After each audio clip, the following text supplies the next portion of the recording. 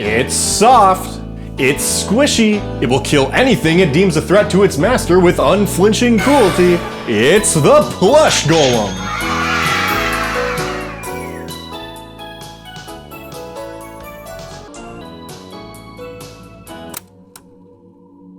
Welcome to Monster of the Week. This week, by popular demand, we are taking a look at the Plush Golem. As always, my goal here today is to go over this creature's lore, ecology, publication history, and of course provide you with some updated D&D 5th edition game rules for your own Dungeons & Dragons game. Now, a little while back, I did a video about the Chocolate Golem, in which I mentioned briefly the existence of the Plush Golem. And a lot of you really wanted to know more about this total nightmare, so let's dive in.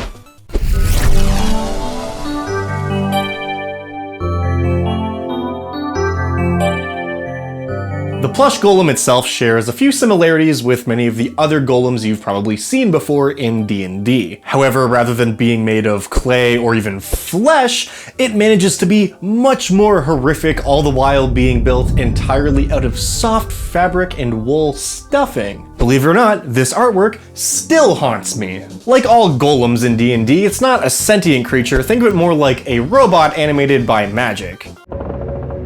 This means that it can move around and act on its own and understand commands from its master or owner or whoever created it, but it's not technically alive. It is a manufactured creature meant to fulfill a very specific purpose. What purpose might that be? Well, we're gonna get there, but there's a couple things we need to talk about first. As I mentioned in the Chocolate Golem video, the Plush Golem was first shown to the world in issue number 228 of Dragon magazine in the year 1996. What I didn't mention in that video is that it was designed by Anne Brown. So you're the one responsible for this abomination. She worked on a bunch of really cool stuff in D&D's history, but predominantly it seems she wrote for Dragon magazine and a bunch of the Ravenloft setting adventures. I can only assume the reason she was assigned to work in Ravenloft is because whoever was in charge at the time took one look at this and said, oh yeah, put her to work in the horror setting.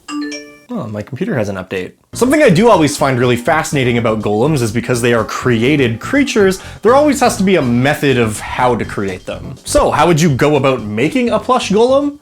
I'm glad you asked. To build a plush golem's fairly easy, as you'll see. Just follow these instructions as directed now by me. Step 1, get some fabric, and then go get some stuff in, but be careful not to take it from a living ragamuffin. Step 2, build a body, in any shape you'd like, maybe a bear, or a snake, or a slippery little pike. Step 3 is a doozy, it might drive you insane, but a spirit you must capture from an elemental plane. Step 4, take the spirit and fuse it with the body. It should work if your craftsmanship wasn't truly shoddy. Congratulations, you've now created that which should not be. I guess now we should talk about this creature's abilities and how it fights.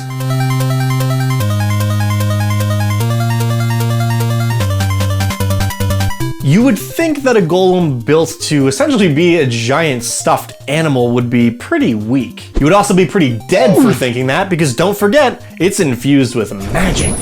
Those fists may be soft and huggable, but they're also amazing at bludgeoning people to death. God, that's dark. Clocking in at a challenge rating of 5, the Plush Golem is far from the deadliest monster in the monster manual, but it's no pushover either. When you look at the Plush Golem, you also really have to ask yourself, seriously, who would want a golem like this in their home? The answer to that question, usually, is very wealthy, noble children whose parents can afford to pay the local wizard to build them a plush golem, and its abilities very much reflect that intended purpose. See, the plush golem is meant to be a toy for children, but one that is also programmed to keep them safe. It's built with an inability to harm children. It's literally not capable of attacking a child. It seems these golems were programmed by Bethesda.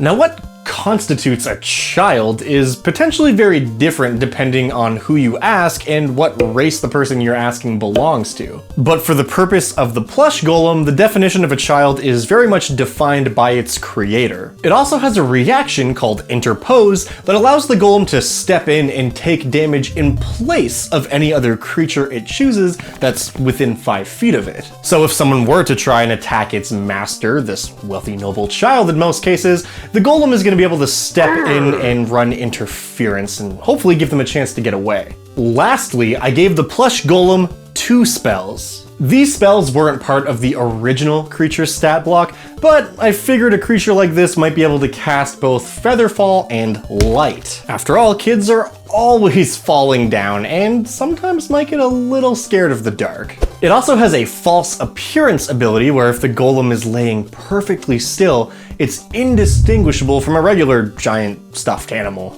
This is hilarious to me because while it probably won't come up, imagine a group of thieves being taken by surprise when a giant stuffed bear in the house they're robbing silently stands up and decides that they're a threat. But I guess that's teetering on the edge of story ideas, so let's move along and discuss how we might actually use a plush golem in our campaigns. Also really quick, if you're enjoying the video thus far, please leave a like and or a comment, because honestly it helps me out a bunch, it helps support the channel, and I seriously want to hear how you guys might use this monster. And I also want to hear what kind of shapes your plush golem might take, because I mean, it doesn't have to be a bear, it can look like whatever you want it to look like. But anyways, bless you, I appreciate you. Now, let's talk about some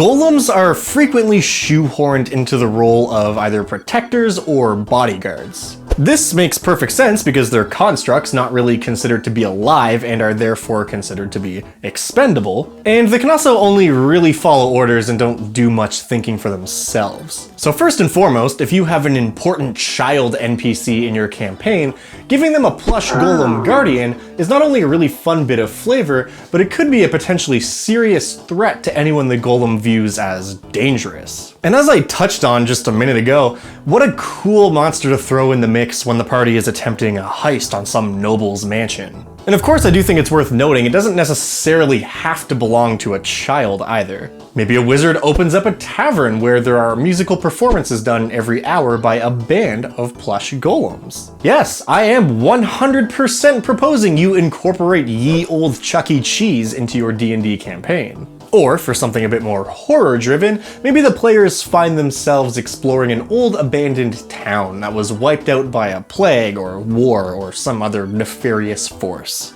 In addition to the spirits and ghosts and ghasts and ghouls and all the other undead that are sure to haunt this place, the old wizard's tavern still fills the silence with music every night as the abandoned plush golems rise to do their performance. Now I'm proposing you incorporate Five Nights at Freddy's into your D&D campaign. If you've ever wanted to do a plot with creepy old animatronics, this is your chance. And maybe the magic used to create the plush golems has even become unstable over the years and they've turned hostile, killing everyone in town.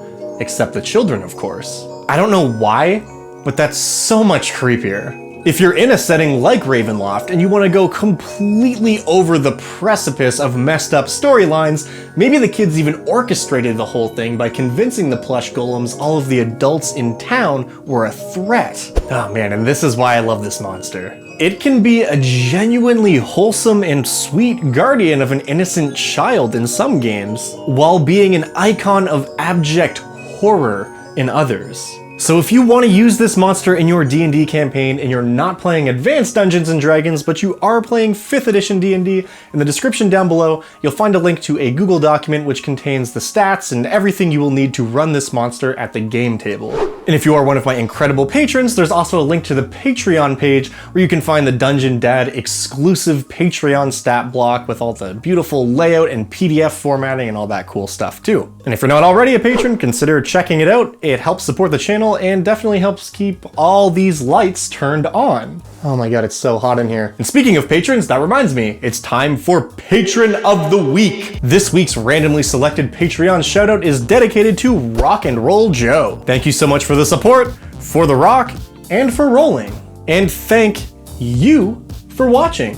Don't forget that if there's a monster from an older version of D&D or just any other tabletop game in general that you would like to see show up on this channel, please leave a comment down below, get at me on Twitter, send me a message on Discord in the Monster Suggestions channel on the Dungeon Dad Discord, or I don't know, if you happen to see me wandering around, just yell the name of a monster at me, and who knows, you might just see it show up on the channel in the future. But that's all for now. Use this monster responsibly, and I'll see you in the next one.